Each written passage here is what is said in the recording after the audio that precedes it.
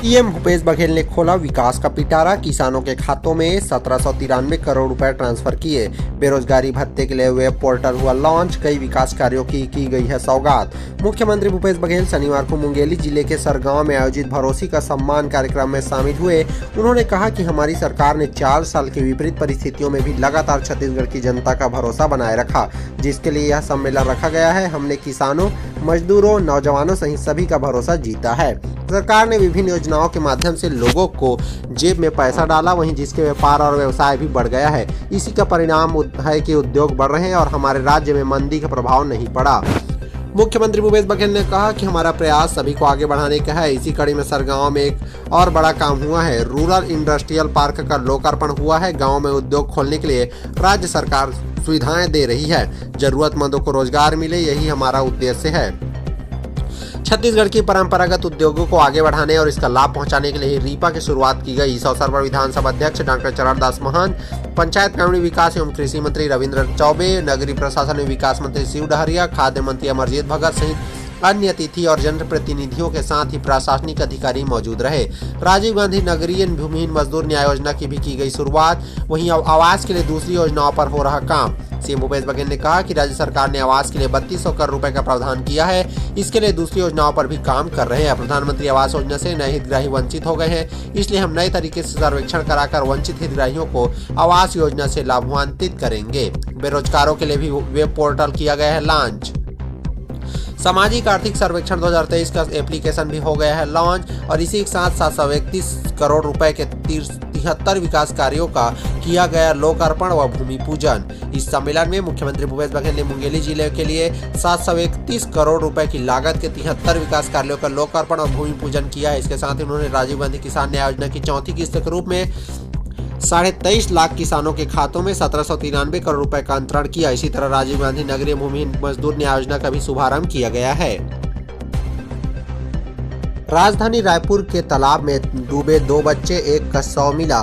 Thermocol की seat के जरिए कर रहे थे तैरने की कोशिश, दूसरे की तलाश जारी। राजधानी रायपुर के माना थाना क्षेत्र में 2 बच्चे तालाब में डूब गए। 4 बच्चे तालाब में नहाने के लिए गए हुए थे, जिनमें से 2 बच्चे गहरे पानी में डूब गए। खबर सामने आते ही मौके पर लोगों को भीड़ जमा हो गई। फिलहाल पुलिस और एनडीआरएफ की टीम एक बच्चे की तलाश में रेस्क्यू ऑपरेशन चला रही है। दूसरे बच्चे का शव निकाल लिया गया है। दरअसल माना बस्ती के रहने वाले लक्ष्य ध्रुव 8 वर्ष और लक्ष्मण ध्रुव 8 वर्ष के साथ 2 अन्य बच्चे तालाब में नहाने गए हुए थे। नहाते हुए वे मस्ती भी कर रहे थे। चारों बच्चे थर्माकोल की सीट पर लेटकर उनके सहारे तैरने की कोशिश कर रहे थे। अचानक इनमें से 2 बच्चे गहराई में चले गए और डूबने लगे। बाकी के 2 बच्चों ने बहुत आवाज दी और ढूंढने की कोशिश भी की, लेकिन वे नहीं मिले। तब दोनों बच्चे पानी से बाहर निकले और इस बारे में परिजनों और लोगों को जानकारी दी।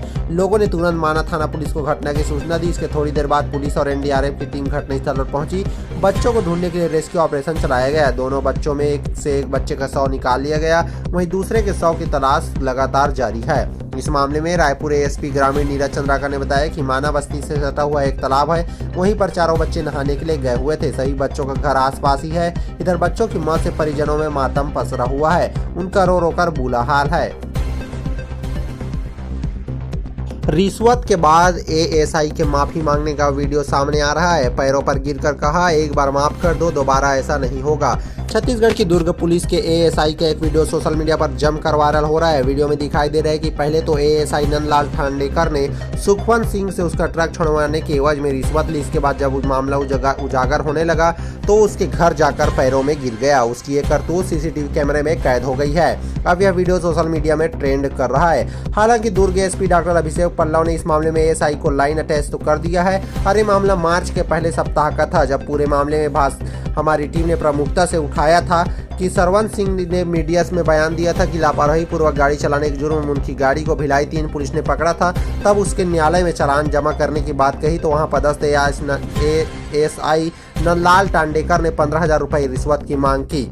एएसआई ने कहा कि जब तक रुपए नहीं दोगे तब तक गाड़ी की सुपुर्द नहीं करेंगे। इसके बाद सुखवंत सिंह ने 2,000 रुपये QR कोड के माध्यम से और 3200 रुपये ऑनलाइन ट्रांसफर किया। नंदलाल ने सुखवंत को धमकी दी थी कि यदि पूरा पैसा नहीं दोगे तो वो उसकी गाड़ी हाई कोर्ट से भी नहीं छूटने देगा। मामले की शिकायत सुखवंत सिंह ने एएसबी रायपुर में की थी और साथ ही साथ पूरे मामले का स्टिंग ऑपरेशन भी कर दिया था। जब एएसपी की कार्रवाई नहीं हुई तो उसने मामले की शिकायत दुर्ग एसपी डॉक्टर अभिषेक पल्लव से किया और एसपी ने मामले में कार्रवाई के निर्देश दिए। इसके बाद जैसे ही एसआई टंडेकर को इस बात का पता चला, वह सुखवंत सिंह के पैरों में गिरकर माफी मांगने उसके घर चला गया, जहां ये वीडियो वायरल हो रहा है और इसी का वो माफी मांगते हुए नजर भी आ रहा है। बेरोजगारी भत्ता की पोर्टल हुआ लॉन्च। सीएम भूपेश बघेल ने शुरू की वेबसाइट। 1 अप्रैल से शुरू होगी ऑनलाइन आवेदन की प्रक्रिया। छत्तीसगढ़ में शिक्षित बेरोजगारों को भत्ता देने के लिए सरकार ने वेब पोर्टल तैयार किया है। प्रदेश के मुख्यमंत्री भूपेश बघेल ने शनिवार को मुंगेली जिले के सरगांव में आयोजित भरोसी का सम्मेलन कार्यक्रम में बेरोजगारी भत्ता योजना के वेब पोर्टल की लॉन्चिंग की। यह पोर्टल 1 अप्रैल 2023 से आम जनता के लिए उपलब्ध रहेगा। ऑनलाइन पोर्टल में पूरी जानकारी देने के बाद ही प्रदेश के शिक्षित बेरोजगारों को इसका फायदा मिल पाएगा। मुख्यमंत्री भूपेश बघेल ने इस साल 26 जनवरी 2023 को प्रदेश के शिक्षित बेरोजगारों को बेरोजगारी भत्ता देने की घोषणा की थी।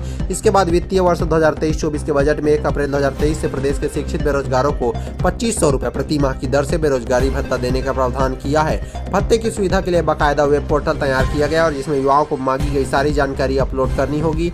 ऐसे युवा जिनकी पारिवारिक आय 2.5 लाख से कम है, वे इस पोर्टल के माध्यम से ऑनलाइन आवेदन कर सकते हैं। बेरोजगारी भत्ते के लिए कई नियम बनाए गए हैं, जिस नियम के तहत शिक्षित बेरोजगार युवा को 1 साल के लिए भत्ता मिलेगा। अगर 1 साल में नौकरी ना मिले तो 1 साल के लिए भत्ते की अवधि को बढ़ाया जा सकता है, मगर किसी भी प्रकरण में अवधि 2 साल से अधिक नहीं होगी और आवेदक को छत्तीसगढ़ का मूल निवासी होना जरूरी है और उम्र 18 से 35 साल होनी चाहिए। कम से कम 12वीं पास होना जरूरी है और जिला रोजगार एवं स्वरोजगार केंद्र में पंजीकृत हो या रोजगार पंजीयन 2 साल पुराना होना चाहिए। आवेदक की आय का कोई स्रोत न हो और परिवार की कुल आय 2,50,000 सालाना होनी चाहिए, इससे अधिक नहीं चलेगा। परिवार से मतलब पति पत्नी या माता पिता से है। बेरोजगारी भत्ते पूरी योजना की जानकारी लॉन्च किए गए वेब पोर्टल में उपलब्ध रहेगी। जनपद पंचायत, नगर निगम, नगर पालिका पूरा रिकॉर्ड मेंटेन करेंगे। ग्रामीण इलाके में जनपद पंचायत, शहरी इलाके में नगर पालिका व नगर निगम में आवेदन होंगे। ये नगरीय निकाय या ग्रामीण संस्थाएं ही परीक्षण करेंगे कि आवेदक भत्ते के लिए पात्र हैं, नहीं है। यही संस्थाएं भत्ता स्वीकृत करने वाली है। जिन आवेदकों को जनपद, नगर निगम, नगर पालिका स्वीकृत करेंगे, उनको रोजगार विभाग भत्ते की राशि सीधे उनके बैंक खाते में भेजेगा और भत्ता लेने वाले को रोजगार मिलने पर इसकी जानकारी देनी होगी। फिर नगरीय निकाय की मदद से भत्ता देना बंद कर दिया जाएगा। वहीं हर 6 महीने में भत्ता हासिल करने वालों की जांच होगी कि कहीं उनकी नौकरी तो नहीं लगी। भत्ता लेने वालों को स्वरोजगार के लिए कौशल विकास की ट्रेनिंग भी दी जाएगी। अगर वो ट्रेनिंग में भाग लेने से इनकार करते हैं तो उनका भत्ता भी बंद कर दिया जाएगा।